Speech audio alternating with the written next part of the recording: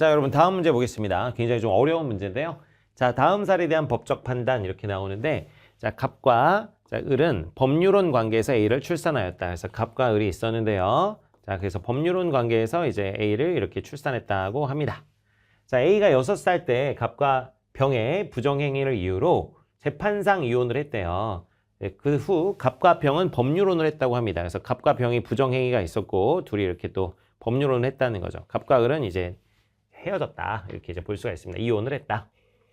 그리고 적법한 절차를 거쳐 A를 친양자로 입양을 했다고 합니다. 그래서 이게 A를 친양자로 입양을 했다는 거야. 그럼 을과의 관계는 이제 끊어지게 되는 것이죠. A와 을 간의 관계는 끊어지게 된다. 자, 1년 후 을은 불의의 사고로 유언 없이 사망하였고, 아유 안타까워라. 자, 갑과 병도 성격 차이로 협의 이혼을 했다. 결국 또 여기도 협의 이혼을 했다고 합니다. 협의 이혼 당시 갑과 병은 양육권을 친권, 갑이 단독으로 가지는 것으로 합의하였다.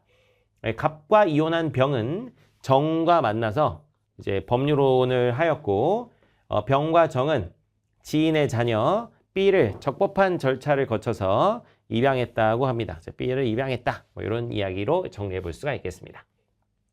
자, 1번. 갑과 을의 이혼 당시, 자, 갑과 을이 이혼할 당시 A에 대한 양육자는 원칙적으로 법원이 지정하는 게 아니라 원칙적으로는 당사자 간 합의로 결정합니다. 당사자 간 합의. 그래서 합의가 안 될 때 법원이 지정하는 것입니다. 원칙은 당사자 간 합의다. X가 되겠고요.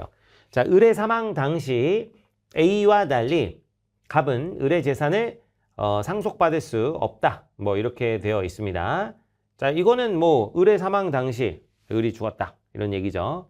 A와 달리 갑은 을의 재산을 상속받을 수 없다. 갑은 뭐 당연히 상속받을 수 없는데 A도 어떻게 됐냐면 친양자 입양으로 이제 갑과 병의 자식이 됐어요. 친양자 입양이 됐기 때문에 원래 부모였던 을과의 관계는 어떻게 되는 겁니까? 끊어지게 됩니다.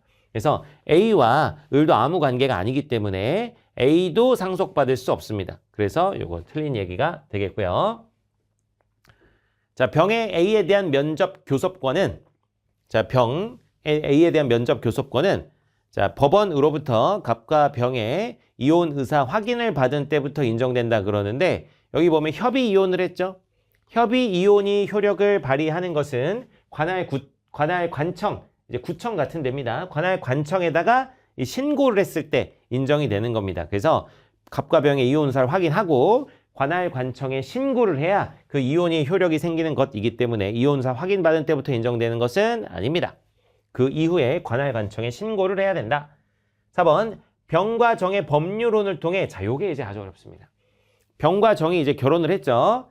정은 A의 친족이 된다 이러는데 자, 여러분 보세요. 그러면 그렇다고 해서 이 A가 정의 자식이 되는 건 아닙니다. A가 정의 자식이 되는 건 아닌데 이 A는 건 뭐냐면 이제 배우자, 정 입장에서 보면 배우자의 혈족이에요. 배우자의 혈족.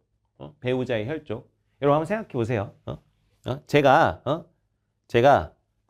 이제 내가 있고 내 부인이 있어. 내 부인이 있고 제 부인의 동생이 있습니다. 처제라고 하지, 처제.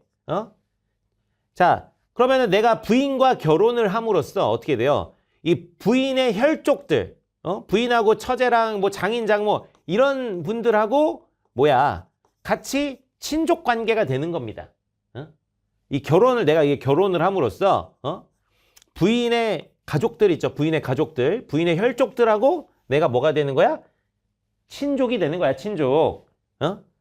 그러니까 여기도 마찬가지야. 이 정하고 병하고 결혼을 하면 그렇다고 해서 A가 내 자식이 되는 건 아니야. 이 정의 자식이 되는 건 아닌데 어쨌든 내 배우자의 자식이니까 얘도 친족의 범위에는 들어간다 이런 얘기입니다. 이거 이해됐어요? 다시 봐봐. 이거 그랑 똑같아. 나랑 내가 부인이랑 결혼을 했어. 그러면은 부인의 동생인 처제도 내 친족입니다. 친족. 장인 장모도 친족이고, 그지? 이런 거랑 똑같은 거예요. 그래서 이 결혼을 했으니까 이 병의 자식인 A도 내 자식은 아니지만, 내 자식이 되려면 뭐 해야 돼? 입양해야 되죠. 입양.